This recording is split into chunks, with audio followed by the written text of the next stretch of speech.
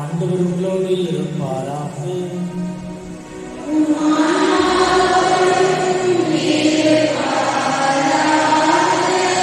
Mark எழுதிய தூய நற்செய்தியிலிருந்து வாசகம்.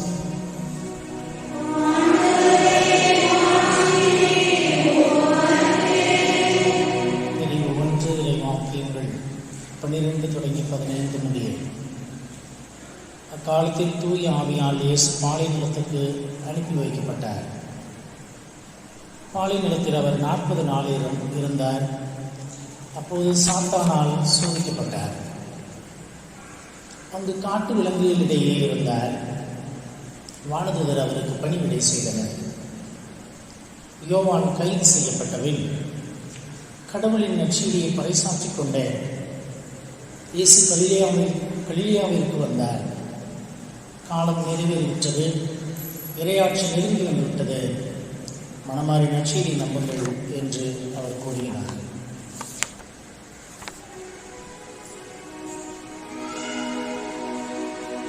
ஆண்டவரின் அருள்வாக்கு.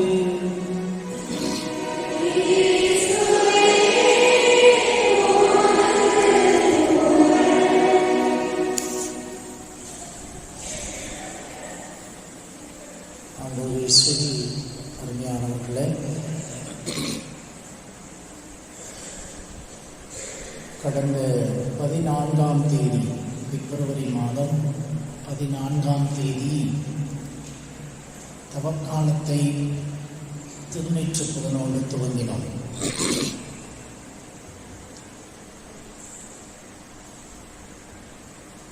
அந்த நாளை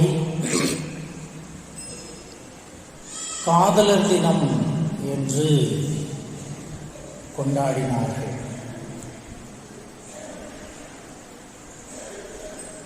வேலண்டைன்ஸ் டே என்று ஆங்கிலத்தில் சொல்கிறார்கள்.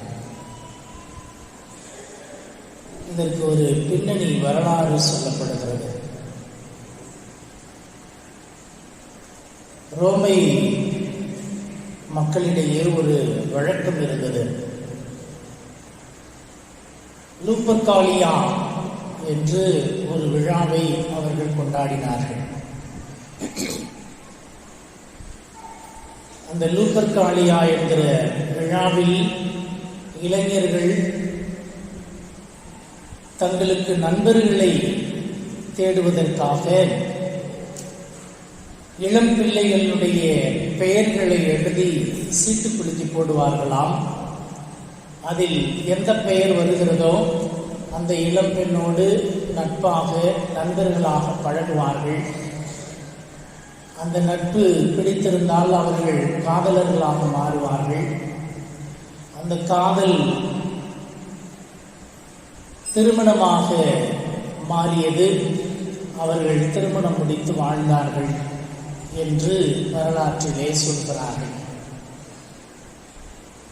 இந்த வழக்கத்தில் இருந்தபோது ஏறக்குறைய 3ஆம் நூற்றாண்டிலே கிளாடியஸ், 2ஆம் கிளாடியஸ் என்கிற அரசன், ரோமையின் அரசனாக இருக்கிறான். அவன் போருக்கென்று படை வீரர்களை திரட்டுகிறான். இளைஞர்களை படையில் சேர்வதற்காக அழைக்கிறான். அந்த இளைஞர்கள் வர மறுக்கிறார்கள். என்னுடைய காதலியை நான் விட்டு வர முடியாது என்று சொல்கிறார்கள். அந்த இளம் பிள்ளைகள் என்னுடைய காதலனை நான் போருக்கு படைக்கு அனுப்ப மாட்டேன், ஒருவேளை இறந்து போனால் நான் விதவையாகி விடுவேன், ஆகவே நான் அனுப்ப முடியாது என்கிறார்கள். அரசன் காதலுக்கு எதிராக மாறுகிறான். லூப்பர்காலியா என்கிற அந்த விழாவுக்கு தடை விதிக்கிறான். இனிமேல் இந்த விழாவை கொண்டாடக்கூடாது, நண்பர்கள் காதலர்கள் என்று இந்த பழக்கம் நம் நாட்டில் இருக்கக்கூடாது என்று சட்டம் போடுகிறார். அந்த சூழலில் படை வீரர்களாக இளைஞர்களை தன்னுடைய படைக்கு அரசன் அழைக்கிறார். இருந்தும் தங்களுடைய விருப்பத்தை வெளிப்படுத்தி காதலர்களாக யார் மாறுகிறார்களோ, நண்பர்களாக இளைஞர்கள் இளம்பிள்ளைகள் மாறுகிறார்களோ அவர்களை அரசன் தண்டித்தான், அவர்களுக்கு தண்டனை கொடுத்தான், சிறையில் அடைத்தான், ஏன் கொலை கூட செய்தான். இதை அறிந்த குருவாக இருந்த வேலண்டைன் என்பவர் அப்படி தங்களுடைய விருப்பங்களை வெளிப்படுத்தி ஒருவரை ஒருவர் அன்பு செய்து வாழுகின்ற இளைஞர் இளம் பிள்ளைகளை ஆதரித்தார். அவர்களுக்கு திருமணம் செய்து வைத்தார். அவர்கள் காதலர்களாக வாழ, திருமணம் முடித்து தம்பதிகளாக வாழ அவர்களுக்கு ஆதரவு கொடுத்து வந்தார். அரசன் இதை அறிந்து வேலண்டைன் என்கிற அந்த குருவானவரை கைது செய்து சிறையில் அடைக்கிறார். இறுதியில் அவரை கொலை செய்கிறார். அவர் இறந்த அந்த நாளைத்தான் வேலண்டைன்ஸ் டே என்று, காதலர் தினம் என்று உலகம் கொண்டாடுகிறது என்று சொல்கிறார்கள். இந்த சமூகத்திலே, நாட்டிலே, அரசாட்சியிலே ஒரு மாற்றம் வர வேண்டும் என்றால் ஒரு புரட்சி தேவையாக இருக்கிறது. மக்கள் சோதனைக்குட்பட்டு அந்த சோதனைகளை எதிர்கொள்ள துன்பங்களை, கஷ்டங்களை அனுபவிக்க வேண்டியதாயிருக்கிறது என்பதற்கு இது ஒரு உதாரணம்.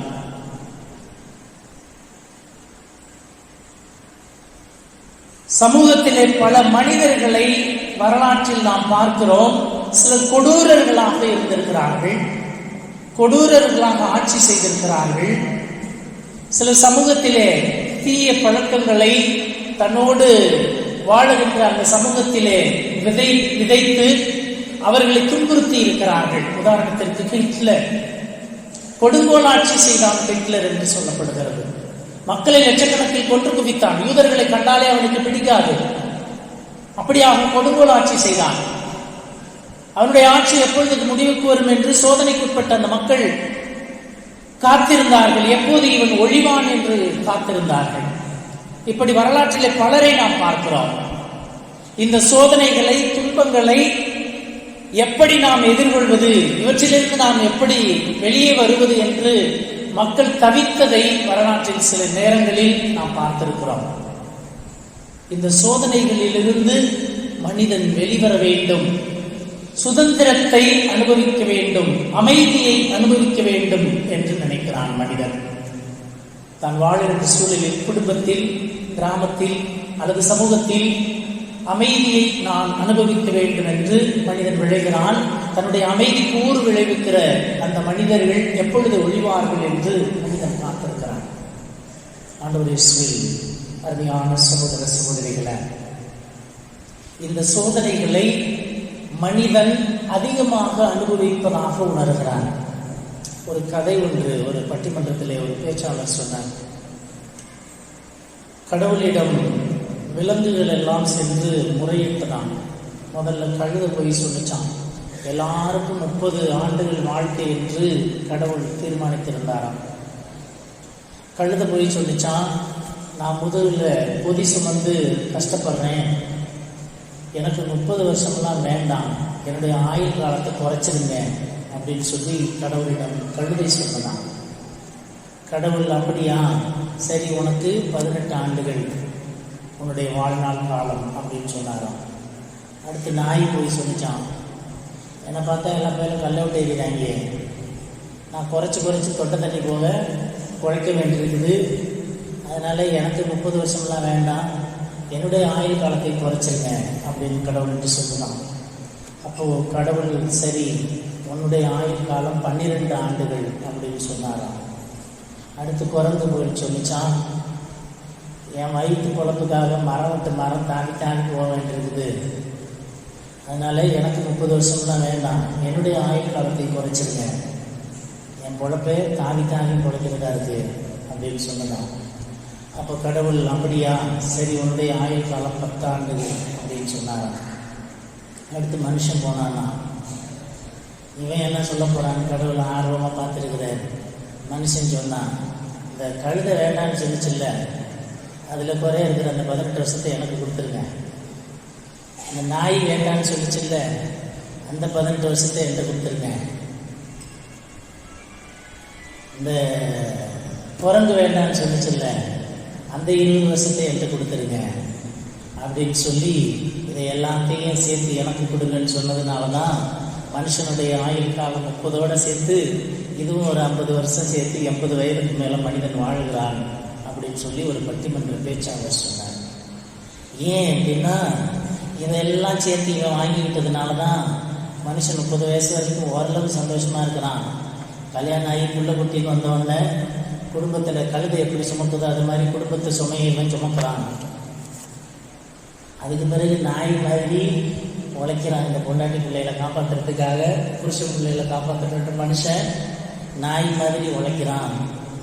அடுத்து வயசான காலத்தில் பிறகு எப்படி மரம் விட்டு மறந்தாவது அது மாதிரி இந்த புள்ள வீட்டிலேருந்து அந்த புள்ள வீட்டுக்கு, அந்த புள்ள வீட்டிலேருந்து இந்த புள்ள வீட்டுக்கு சோத்துக்காக மனுஷன் குரங்கு மாதிரி தாவிக்கிட்டு இருக்கிறான் அப்படின்னு சொல்லி வேடிக்கையாக அந்த பட்டிமன்ற பேச்சாளர் சொன்னார்.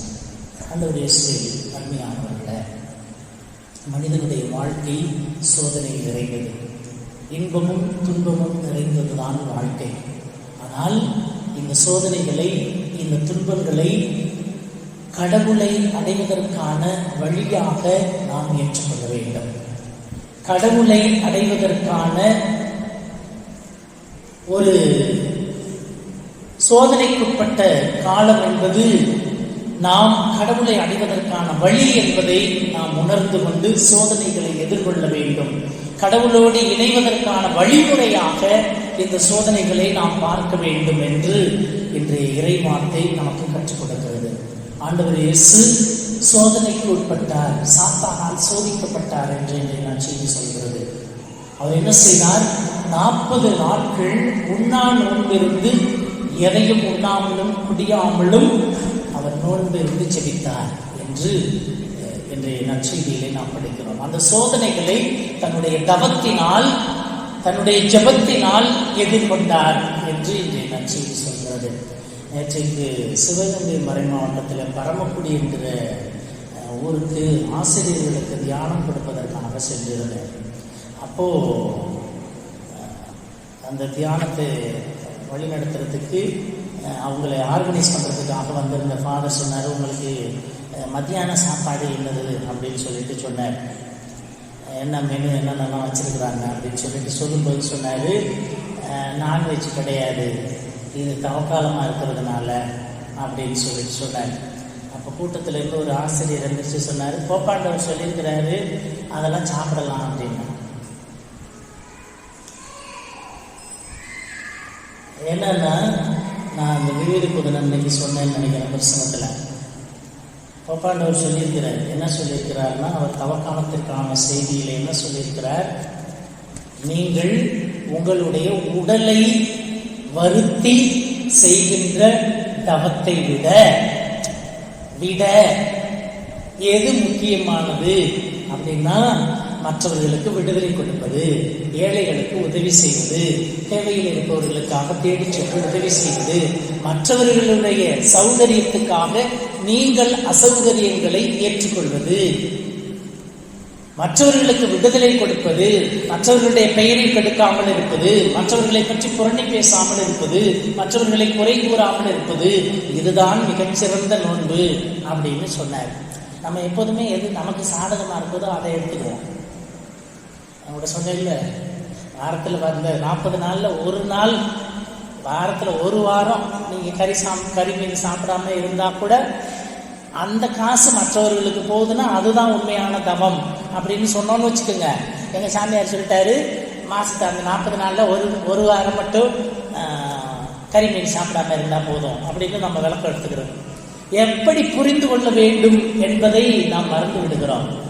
40 நாள் ஆண்டவர் இயேசு உண்ணா நோன்பு இருந்தார். நம்முடைய முன்னோர்கள் அதைத்தான் செஞ்சாங்க. திருச்சபையின் கட்டளை சொல்லுகிறது. என்ன சொல்லுகிறது? விபூதி புதன் என்றும் பெரிய வெள்ளிக்கிழமை என்றும் சுத்த போசனம் ஒரு சந்தி அனுசரிக்க வேண்டும். 40 நாட்களும் முடிந்தவரை தவ முயற்சிகளை மேற்கொள்ள வேண்டும். அந்த தவ முயற்சி அப்படிங்கிறது நம்ம ஒவ்வொருத்தரும் எடுத்துக்கணும். சில பேர் 40 நாள் விரதம் இருப்பாங்க, சில பேர் வெள்ளிக்கிழமை விரதம் இருப்பாங்க, சில பேர் வெள்ளிக்கிழமை மட்டும் கவுச்சி சாப்பிட மாட்டேன், மற்ற நாளில் சாப்பிட்டு போவாங்க. அது நம்ம எடுத்துக்கிறது. எது நமக்கு வசதியா இருக்குதோ அதை நாம் செய்து கொள்ளுகிறோம். ஆனால் திருச்சபை பரிந்துரைக்கிறது, 40 நாள் என்ன செய்யுங்க? தவ முயற்சிகளை மேற்கொள்ளுங்கள். உனக்கு எது தவம்? நீ எதில் அடிமைப்பட்டிருக்கிறாய்? நீ எந்த தீய பழக்கத்தில் அதிகமாக ஈடுபட்டிருக்கிறாய்? அந்த தீய பழக்கத்தை விட்டு விலகுவதற்கு எந்த நல்ல பழக்கத்தை நீ செய்ய வேண்டும்? அதை ஒரு தவமாக முயற்சி செய். ஆக இந்த 40 நாட்கள் தவ நாட்கள். நாம எப்படி இன்டர்பிரேஷன் கொடுத்துக்கிறோம், எப்படி விளக்கம் கொடுத்துக்கிறோம்? அந்த 40 நாள்ல 2 நாள் மட்டும்தான் திருச்சி வச்சிருக்கு. போப்பாண்டவர் சொல்லிட்டாரு. யாரு மேல குறைய போட்டுறோம்? போப்பாண்டவர் மேல, சாமியார் மேல இல்ல. திருச்சுவை பரிந்துரைக்கிறது 40 நாட்கள் தவ முயற்சிகளை செய்யுங்கள். எதற்கு? சோதனைகளை எதிர்கொள்வதற்கு. உடலை பண்படுத்தாமல் உள்ளத்தை பண்படுத்த முடியாது. உடலை வருத்தாமல் உள்ளத்தை பண்படுத்த முடியாது. ஆகவேதான் இந்த உடலுக்கு வலியை கொடுத்து அந்த வலியினால் அந்த வலியை ஆண்டவருக்கு ஒப்புக் கொடுக்க வேண்டும். அந்த தவ முயற்சி மற்றவர்களுக்கு பயனளிக்க வேண்டும். என்னுடைய தவம் தானமாக மாற வேண்டும் என்று திருச்சபை வலியுறுத்திக் கொண்டேதான் இருக்கிறது.